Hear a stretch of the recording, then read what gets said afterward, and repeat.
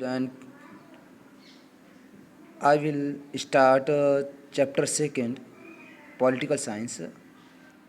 Okay, तो ये chapter आपका सेकंड है पॉलिटिकल साइंस का। आपको हिस्ट्री का फर्स्ट चैप्टर पीडीएफ फॉर्मेट में भेज दिया गया, ठीक है। तो इसको हम थोड़ा एक्सप्लेन कर लेते हैं आज। तो federalism is a system of government under which power is divided between a central authority and its various constituent unit. Federalism एक फेडरलिज्म मीन्स देखिए जो पावर होती है, जैसे एक टू या मोर लेवल पे डिवाइड कर दी जाती है। ऐसी कंट्री जहाँ पर पावर किसी एक इंसान के या एक अथॉरिटी के पास नहीं होती है, ठीक है। जैसे हम इंडिया का एग्जांपल लें तो इंडिया में पावर को तीन फॉर्मेट में, तीन लेवल पे डिवाइड किया गया है, ठीक है, 3 लेवल पे। जैसे एक सेंट्रल लेवल, एक स्टेट और एक लोकल लेवल। तो इंडिया में पावर को 3 लेवल पे डिवाइड किया गया, ठीक है। थर्ड लेवल, 3 लेवल पे वर्क करती है इंडिया की गवर्नमेंट, ठीक है।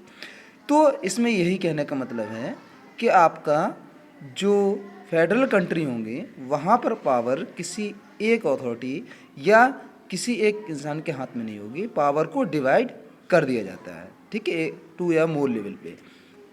अब इसमें आइडल फेडरल सिस्टम में कैसे फीचर, जो किस टाइप के फीचर होते हैं, कि आइडल फेडरल सिस्टम किसको कह सकते हैं हम, ठीक है। तो उसके बारे में है नेक्स्ट हेडिंग में कि जो federal system which safeguard and promote unity of the country while at the same time accommodate regional diversity, ठीक है। जो रीजनल डाइवर्सिटी होती है उसको एकोमोडेट करते हैं। और यहाँ पर इस टाइप के सिस्टम में क्या होता है, क्योंकि जब पावर को डिवाइड करते किया जाता है तो उसमें सभी के पास एक इक्वल पावर होती है, कोई किसी से छोटा बड़ा नहीं होता है। तो ये रीजनल डाइवर्सिटी को एकोमोडेट करती है, ठीक है। Second point, government at different level should agree to some rules of power sharing. तो जो गवर्नमेंट कुछ रूल बना करके पावर को शेयर कर लेती है एक डिफरेंट लेवल पे, ठीक है। थर्ड लेवल में द थर्ड पॉइंट जो आपका, An ideal federal system has both aspect, mutual trust and agreement to live together. यहाँ पर कुछ जैसे म्यूचुअल ट्रस्ट और एग्रीमेंट के जरिए आप देखिए एक साथ बंधे हुए होते हैं और साथ रहते हैं, ठीक है। कुछ एग्रीमेंट या कुछ रूल ऐसे बना दिए जाते हैं, एक दूसरे को फॉलो करते हैं और पावर एक दूसरे के बीच में डिवाइड रहती है, ठीक है। ये आपके आइडल फेडरल सिस्टम। इसके बाद में सेकंड जो आपकी यूनिटरी गवर्नमेंट है, under the unitary system either there is only one level of government और the sub units are subordinate to the central government. Unitary government means यहाँ पर जो गवर्नमेंट होगी, ठीक है, वो एक ही लेवल पे वर्क करती है, समझ गए। और इसकी कोई sub unit or subordinate to the central government. और इसमें क्या होगा, जो सेंट्रल लेवल भी होगा तो सेंट्रल लेवल की जो और जो इसके नीचे की लेवल की जो यूनिट होंगी वो ओनली सेंट्रल लेवल को, सेंट्रल गवर्नमेंट को सपोर्ट करेंगी, बट उनके पास कोई पावर नहीं होगी। कहने का मतलब क्या है, जैसे इंडिया में, ठीक है, स्टेट गवर्नमेंट के पास कुछ पावर है, सेंट्रल गवर्नमेंट के पास कुछ पावर है और लोकल गवर्नमेंट के पास है। अच्छा, ठीक है। तो यहाँ यूनिटरी सिस्टम में यूनिटरी गवर्नमेंट जो होगी वहाँ लेवल तो अगर पहली बार तो लेवल होंगे नहीं, और लेवल पे वर्क करती है, एक से ज़्यादा लेवल होते हैं, लेकिन वो सेंट्रल गवर्नमेंट को ही सपोर्ट करेगी, सेंट्रल गवर्नमेंट ही वो लेवल बनाएगी, ठीक है। सारी पावर सेंट्रल गवर्नमेंट के पास होगी, ओके। ये यूनिटरी गवर्नमेंट होती है। इसके बाद में आप इसके आगे देखिए, यहाँ पे अब यहाँ पर आपके 3 लिस्टों के बारे में बताया है। देखिए आप यहाँ पे एक यूनियन लिस्ट, स्टेट लिस्ट और कॉन्करेंट लिस्ट।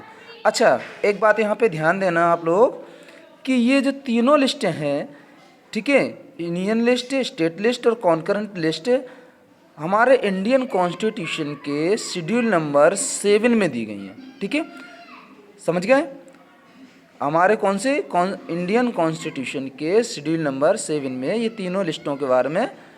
अच्छा, इन लिस्टों में है क्या?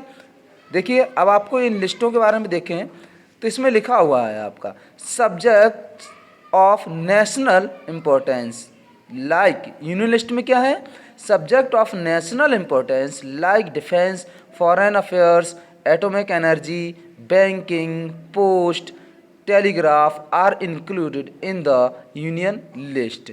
ठीक है, only the central government can pass law on the subject mentioned in union list. The union list has 97 subject. अब आप समझ रहे हो यहाँ पे बात कि यूनियन लिस्ट जो है इस पर जो लॉ बनाने का पावर किसके पास है? सेंट्रल गवर्नमेंट के पास। और इसमें कितने सब्जेक्ट हैं? 97 सब्जेक्ट हैं। ओके, और इसमें कौन कौन से सब्जेक्ट दिए गए हैं?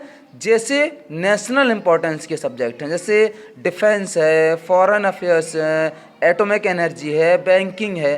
ठीक है, ये सब्जेक्ट टोटल इसमें 97 सब्जेक्ट हैं। और इन सब्जेक्टों पर लॉ कौन बनाएगा? आपका ये आपका सेंट्रल गवर्नमेंट। स्टेट लिस्ट में क्या है? स्टेट लिस्ट में वही है कि स्टेट गवर्नमेंट इन पर लॉ बनाएगी। इसमें टोटल 66 सब्जेक्ट हैं। जैसे आपके इसमें लोकल जो सब्जेक्ट, जैसे police, local trade and commerce, agriculture, ठीक है, ये सब आपको स्टेट लिस्ट के पास इन सब चीज़ों का पावर है। ठीक है, इन पर लॉ बनाने का। ठीक है, इसमें टोटल आपके 66 आपके सब्जेक्ट हैं। ओके, इसके बाद में आपका थर्ड है आपकी कॉन्करेंट लिस्ट। कॉन्करेंट लिस्ट में इसको आप पढ़िए। इस लिस्ट में ये है कि इस पर ये ऐसे सब्जेक्ट होते हैं जिनमें आपका सेंट्रल और स्टेट गवर्नमेंट दोनों लॉ बना सकती है। बट अगर सेंट्रल और स्टेट गवर्नमेंट के बीच में कोई कॉन्फ्लिक्ट ऐसा हो जाता है, कोई विवाद होता है, तो उस पर लॉ सेंट्रल गवर्नमेंट का ही माना जाता है। ठीक है, फिर स्टेट गवर्नमेंट का लॉ नहीं माना जाता है। ठीक है, तो सेंट्रल गवर्नमेंट को इन सब्जेक्ट पर ज़्यादा पावर है। ओके, तो इस तरीके के लॉ में ऐसे सब्जेक्ट होते हैं, जैसे देखिए the concurrent list comprises of the subject which are the common concern both the central and the state government. Ordinarily both the central and the state government can frame law on these subjects. However, if there is a conflict between the central law and the state law over a subject, in the concurrent list the central law would be effective.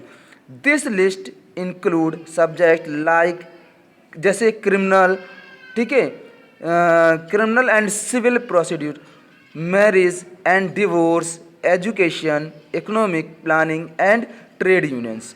तो इस तरीके के जो subject होंगे वो आपके concurrent list में होंगे। ठीक है, तो अब आप लोग इतना आपने देख लिया। इसके आपको हम PDF फॉर्मेट में आपको इतना अवेलेबल, ठीक है, भिजवा देते हैं। ठीक है, सेंड कर दी जाएगी आपको। ओके।